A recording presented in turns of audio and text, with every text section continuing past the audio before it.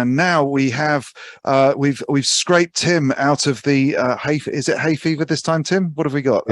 Yeah, it's definitely hay fever. So Okay. I sound like Barry White for anybody who listens to that kind of music. Fantastic. You're looking better than you did yesterday, though. So thank you.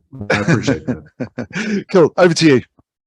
All right, sounds good. And as I understand, Adam's going to be able to bring up some of the slides. So back in May, we did a YouGov poll in the UK. We had just over 2,100 people who actually answered this poll, and we asked a series of questions of the public, as to sort of their inclination of what happens from a power consumption standpoint, and also whether that made an impact on them personally. And so I'm going to share a couple slides that we did at the parliamentary presentation back in June.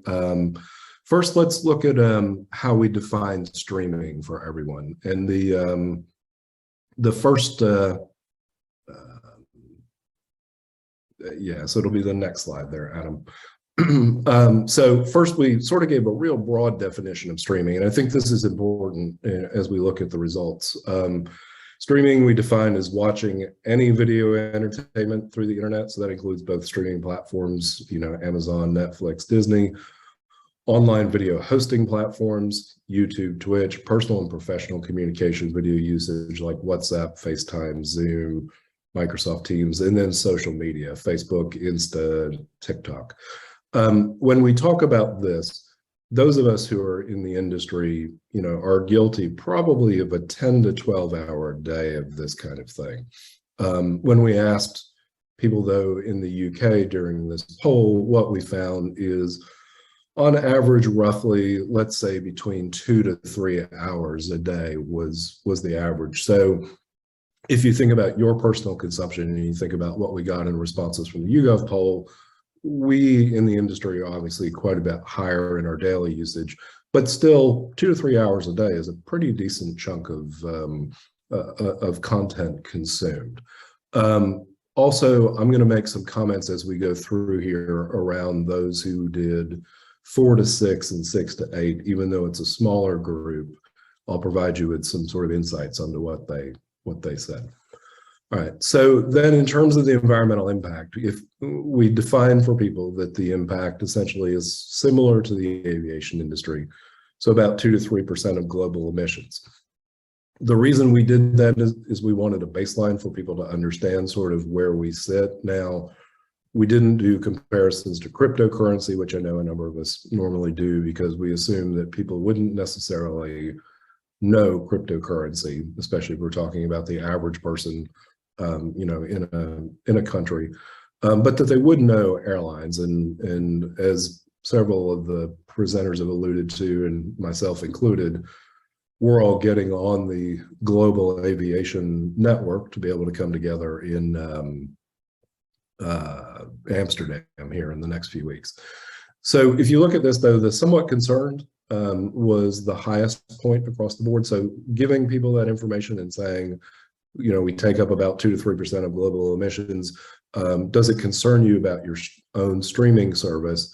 Somewhat concern, comes here at the topmost. What's most interesting is when we looked at those sort of power streamers, the not at all concern dropped off quite significantly. So what we see from this is essentially the fact that people who tend to stream more tend to be more concerned about it. And that's, essentially self-judgment to say, look, I use this particular product or service, therefore I'm interested in that.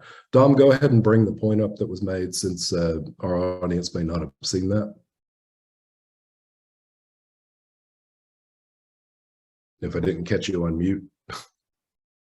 I had 2 mutes on, that's why, cheeky. Hemini's just commented that the SBTI state that only the very last 10% or less of an org's emission should be offset and should really be thought about before offsetting. Also, offsetting with an accredited org, as there are many out there. So really, that was just tailing on to the linking point as I introduced you. So sorry to interrupt your flow there. But it was No a great worries. point. No worries. I just wanted to make sure that that point got put out there. So then going on to the next question, question 3, we essentially said, okay, now that you know that, would you be more or less likely to use a particular streaming provider knowing they have a better environmental impact than others, or would it make no difference? As you can see here, the largest group was made no difference, but a little more likely comes in second place. Again, if we take those power streamers, what we found is made no difference drops away by about a third, and a little more likely rises much more likely rises a very small amount.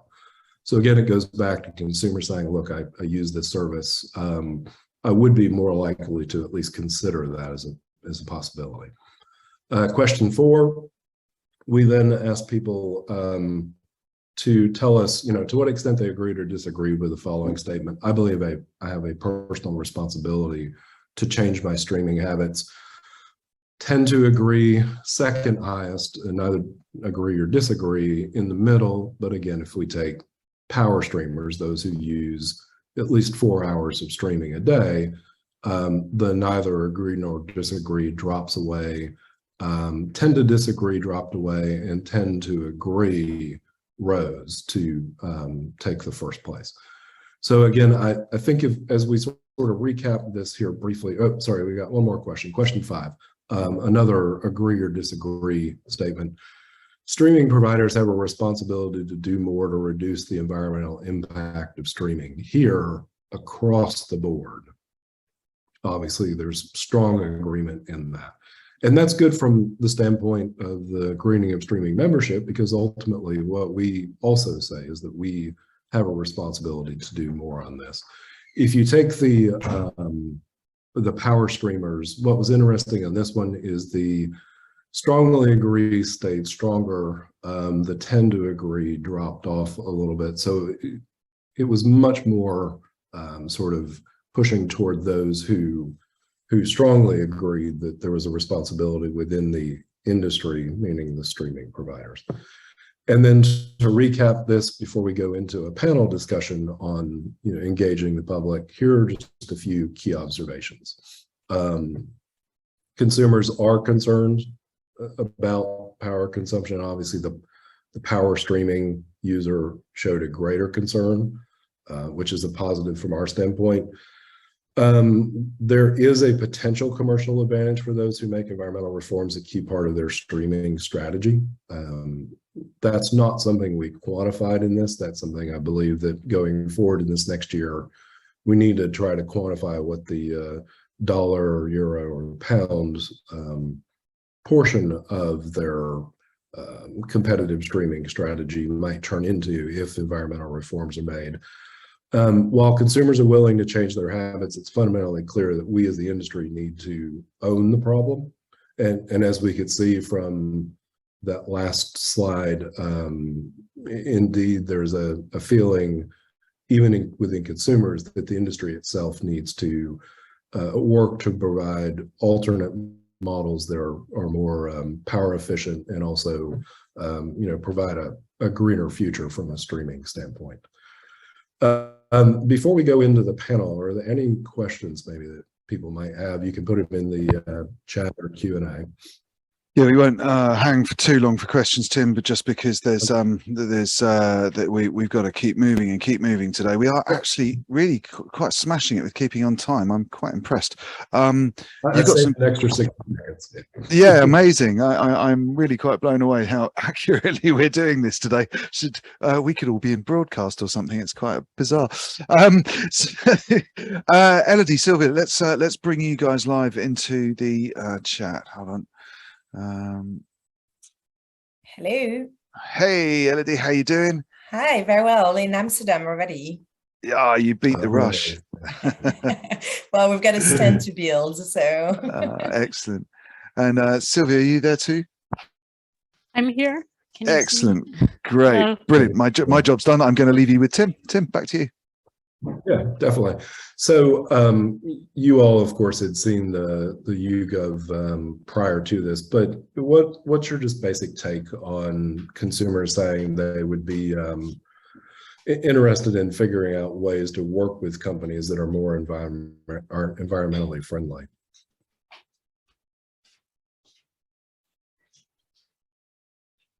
And also, why is it important to get the public engaged in this? Okay, I think maybe I'll start with that one. I think it's important because there really is a lack of awareness of how much streaming contributes to carbon emissions.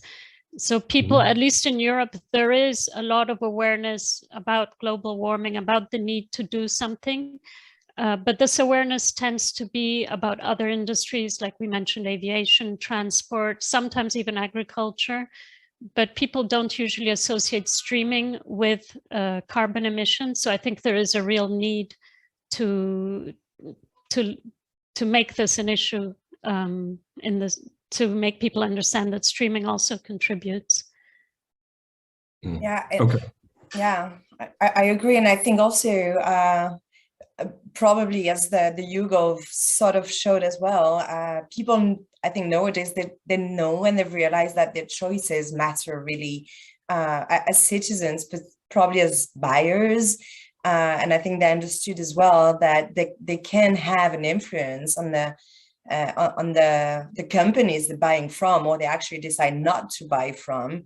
So that works for streaming too. I think, as Sylvia was saying, it's just that people are probably a bit less aware of the energy related issues when it comes to streaming. So I think the moment they will understand that, or they will be more aware of those issues, maybe they will understand that they can also have an impact when they choose to watch TV, to choose the platform they're using for streaming. So I think that's really key to get the public engaged, because they can somehow have some pressure on the streaming companies, who then will have pressure on their own technical suppliers and the whole ecosystem. Like, everybody's going to be willing to be more sustainable, and here we go, right? It goes up the chain or across the chain, the entire chain, and the impact gets bigger. So it really matters indeed that the public gets more involved to push all of us to go even further. So I'm curious, from your perspectives, I've run into people who are very educated, who have no idea that watching something on Amazon Prime actually consumes power. And when you then talk to them about that, they say, okay, what can I do to make a difference? So it's not that they are opposed to working with, more environmentally friendly models. They just don't even know that power consumption is part of the play. Have you all, outside of the industry, I'm not talking about people that you work in the industry with, but outside of the industry, have you found people have that similar perception in your parts of the world? Yeah, I think entirely. I think people outside of the industry, and I'm not an engineer or anything. I didn't come from the industry 10 years ago. I think people don't think about all what's behind the tablet or the TV set or the TV show they're watching. And they don't understand much how it works when like, they don't realize, then they don't really understand how it works behind. And as much as they're willing to do something, I think they need information, they need to understand a bit better. So maybe we have some work to do as well to use more understandable communication and wording and things like that for the public. There's probably two levels between what we do amongst us and what we share with the rest of the world. Fair point. Sylvia, personal experience from people who aren't in the industry, who are sort of unaware that this is even an issue? Yeah, I mean, trying to think of personal experiences. Yeah, people are surprised when I mention it.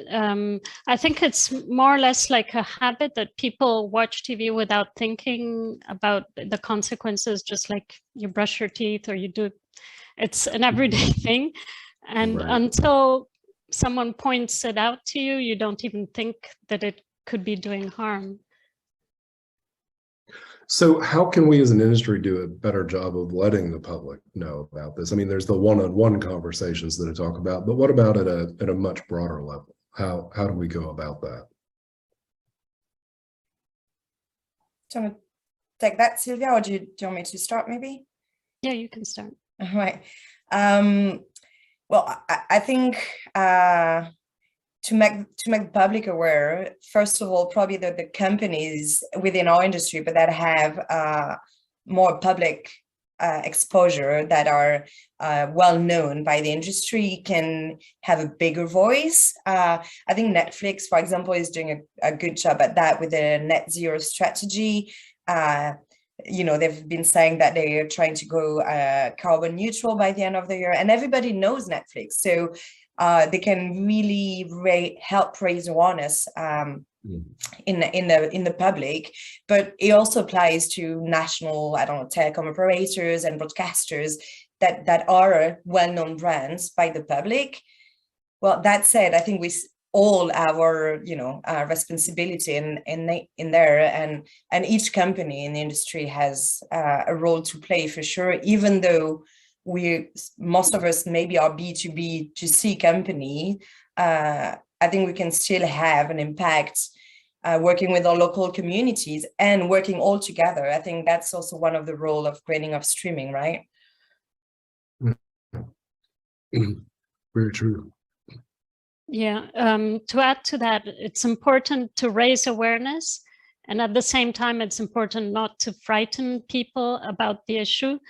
So I think it's interesting to put things into context, like what the YouGov poll did, where they compared it to the aviation industry. So you put things into context. Yes, there is a problem, but it's something, if you quantify it, maybe it's a little bit less scary. And also, if you raise awareness not only about the problem, but about potential solutions and where we are with them, so that can help to show that there are things that are being done. There is hope for the future. We're still at the beginning of our journey. The aviation industry, for example, in the jetliner fuel efficiency increased by 70% in 40 years. We're still at the very beginning of our greening journey, so there is hope to make things better. Yeah, and if I can add to that, I think it's clear that we have to highlight solutions and not frighten the end users, and also maybe not to make them feel guilty somehow. Like, we don't want them to stop watching TV or stream their favorite show on TV. And that's, I think, when one of the slides you showed, Tim, you were saying like the industry needs to own the problem, and that's what the end users expect from us. And I think this is true. Like, we want to make the public aware that, you know, what they choose to watch or like the platforms they use, they can have an impact, but they shouldn't, stop watching TV. We have to offer a more, I don't like the word, but like a greener streaming for them. Well, and I think one of the nice things about the YouGov poll, and hopefully as we do this over the course of a couple of years, we'll be able to then present as parts of those polls, if you had this kind of an option, if you had this kind of an option, what would the impact be, as opposed to just saying if the company is greener or more environmentally friendly. Speaking of that, let's talk about greenwashing, because I know one of the things that Dom and I were adamant about from the get-go is making sure that we don't greenwash. Now, there's positive PR to say, hey, here's what we're doing, but how do we balance that with making sure that we're not to not frighten the consumer, greenwashing it and saying, oh, we've got this whole thing covered, don't worry about it? It's a tricky one, I'd say, but and it's key. I really think we have to avoid greenwashing, otherwise we're not going to be credible. And that's also why, or one of the reasons that I believe puts greening of streaming together and the companies to join as members, because we all believe it's important and think that's one of the pledge we sort of take when joining. But I still think it's very important to communicate, and we should not limit PRs or articles or any communication we can have on the topic, because it is important. We need to raise that awareness. The more we talk about it, the more people will be interested, the faster with things will move.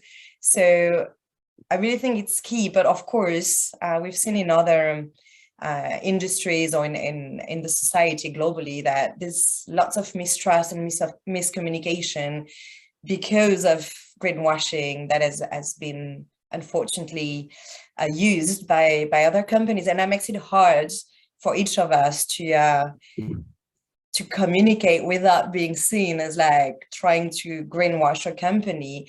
So I believe probably like being very honest and transparent is going to be key. We're not here to pitch product or like advertise, and I think we need to like share verified information, nothing too vague or not supported by data. And I think the more details you share as well, the more transparent you're going to be. Let's say you want to share how much your company produces CO2 or how much your product has helped reduce the energy consumed for an hour of video streaming. But I think then you need to explain, what has been measured in details, what's included, what's not, what part of the chain maybe you've used or you're taking the number from, and what math or what calculation you've done to arrive to that number. I think, facts, data, transparency are actually more important in sustainability communication than in other communication. And maybe that would require a common language, but we were discussing with Sylvia yesterday about that, and I thought you had very good insights on that as well. Yeah, I think it's important to have data, to give data. And beyond that, I think it's important to share an industry understanding, to build a common industry understanding of what measurements we want to use and what is green and what is not. And that's exactly the work that Greening of Streaming is trying to do. So I think that's very important. This is something we can do only if we all get together. So it's an industry effort. So yeah, that's very important to avoid greenwashing, to have this common industry understanding. And I'll add one other thing to this as well. Excuse me. Somebody had asked a question and said, it seems disingenuous to say use Disney Plus instead of Netflix and you'll save more polar bears than the Arctic. Clearly, that's not the kind of model we're looking at, because on one hand, when we say, when we ask consumers these questions around whether they would make a decision if a company was more environmentally aware, we're not saying that any one company is better than another. That's not what Greening of Streaming is about. Greening of Streaming is about saying, let's lift the entire industry to get to Elodie's point, using that data, to Sylvia's point, using a commonality, that ultimately what we're trying to do is see the industry as a whole get to a better point. So at the end of the day, that's another good way to avoid greenwashing, is to make sure the industry as a whole comes along, as opposed to just any one company being able to say, my company's greener than 6 other companies who aren't doing the same thing I am. And that's also why we have best practices. So, so one final question as we go into this, and Sylvia, I'm going to point this more toward you. France is actually really pushing sustainability for companies, and ATEM is based in France.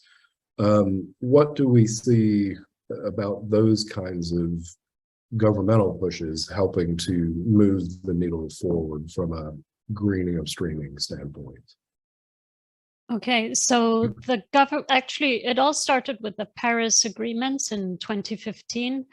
The agreements, so worldwide, not just France, was to limit, so the goal is to limit global warming to well below 2 degrees Celsius and possibly 1.5 degrees Celsius compared to pre-industrial levels.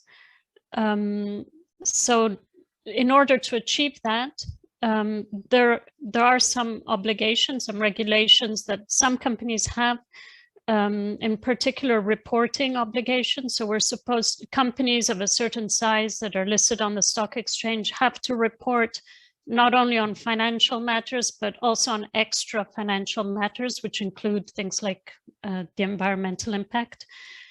So that's one thing we're seeing. Another very interesting thing in France, which is not an obligation, but more an opportunity, it's called the Loi Pacte, which is the ability to define what your company's purpose is.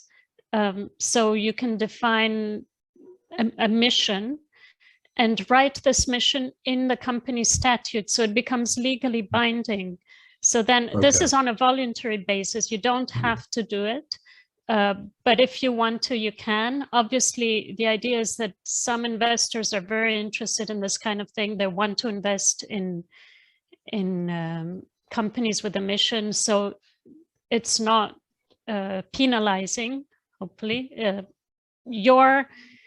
As a company, it's your mission. So you wanted this to happen, whether independently of the financial return. Got it. And so then you're held accountable. So it's just basically a tool for good governance of the company to be held accountable, to make decisions based on the mission that you have defined for yourself.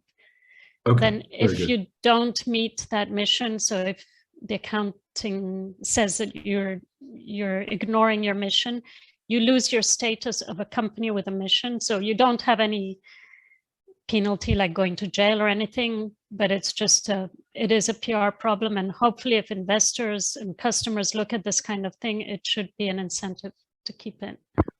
And we have a similar thing here sorry, go ahead. No, go ahead, Tim, sorry. I was just going to say, we have a similar thing here in the States, Sylvia, called a B Corp, where you essentially write a mission statement directly into the incorporation of it. So, yeah.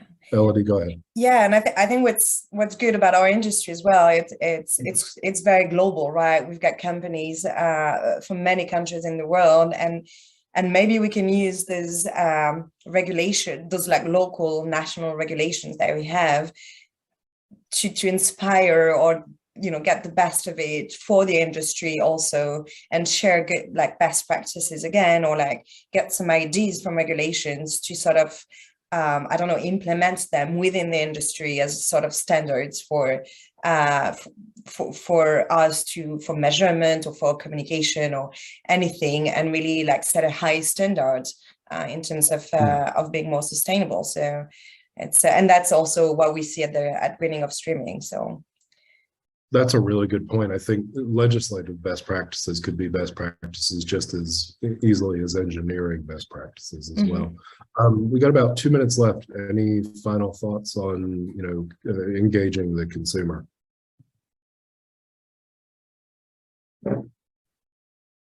I guess it would be interesting to give like best practices to consumers, like what can they do today in order to save energy. So for example, optimize the kind of video you're looking for the device, like don't watch 4K on an iPhone, maybe that's obvious. Turn off devices when you're not watching, things like that.